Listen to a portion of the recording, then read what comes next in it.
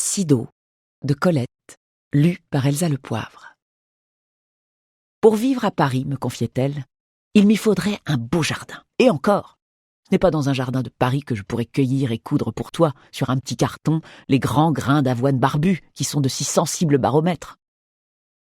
Je me gourmande d'avoir égaré jusqu'au dernier ces baromètres rustiques, grains d'avoine dont les deux barbes, aussi longues que celles des crevettes bouquées, viraient, crucifiées sur un carton, à gauche, à droite, prédisant le sec et le mouillé.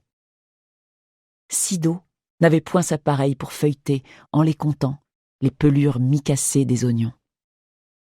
1, 2, 3 robes. 3 robes sur l'oignon. Elle laissait choir lunettes ou binocles sur ses genoux, ajoutait, pensivement, ces signes de grand hiver. Je ferai habiller de paille la pompe. D'ailleurs, la tortue s'est déjà enterrée. Et les écureuils, autour de la guillemette, ont volé les noix et les noisettes en quantité pour leurs provisions. Les écureuils savent toujours tout. Annonçait-on dans un journal le dégel ? Ma mère haussait l'épaule, riait de mépris. Le dégel.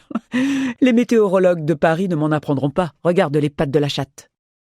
Frileuse, la chatte en effet pliait sous elle des pattes invisibles et serrait fortement les paupières. Pour un petit froid passager, continuait Sido, la chatte se roule en turban, le nez contre la naissance de la queue. Pour un grand froid, elle gare la plante de ses pattes de devant et les roule en manchon. Sur des gradins de bois peints en vert, elle entretenait toute l'année des reposoirs de plantes en pot, géraniums rares, rosiers nains, reines des prés au panache de brume blanche et rose, quelques plantes grasses, poilues et trapues comme des crabes, des cactus meurtriers.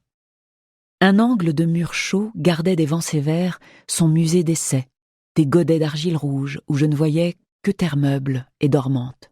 Ne touche pas. Mais rien ne pousse. Et qu'en sais-tu ? Est-ce toi qui en décides ? Lis sur les fiches de bois qui sont plantées dans les pots. Ici, graines de lupin bleu. Là, un bulbe de narcisse qui vient de Hollande. Là, graines de physalis. Là, une bouture d'hibiscus. Et non, ce n'est pas une branche morte.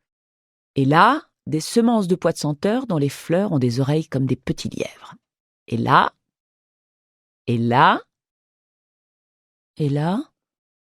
Ma mère rejetait son chapeau en arrière, mordillait la chaîne de son lorgnon, m'interrogeait avec ingénuité. Je suis bien ennuyée, je ne sais plus si c'est une famille de bulbes de crocus que j'ai enterrée ou bien une chrysalide de pan de nuit. Il n'y a qu'à gratter pour voir. Une main preste arrêtait la mienne. Que n'a-t-on moulé, peint, ciselé cette main de Sido, brunie, tôt gravée de rides par les travaux ménagers, le jardinage, l'eau froide et le soleil, ses doigts longs bien façonnés en pointe, ses beaux ongles ovales et bombés.